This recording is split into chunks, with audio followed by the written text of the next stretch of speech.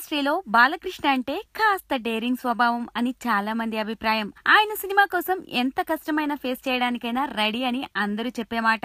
ఇప్పుడు తాజాగా ఆయన పూరి జగన్నాథ్ దర్శకత్వంలో పైసా వసూల్ సినిమాలో నటిస్తున్నారు. ఈ సినిమాకి సంబంధించి షూటింగ్ ప్రస్తుతం హైదరాబాద్ పరిసర ప్రాంతాల్లో జరుగుతోంది. సినిమాలో ఒక కీలకమైన ఫైట్ సీన్ ఇప్పుడు చిత్రీకరిస్తున్నారు. ఈ ఫైట్ లో బాలయ్య తన మార్క్ కనిపించేలా యాక్షన్ చేస్తున్నారట.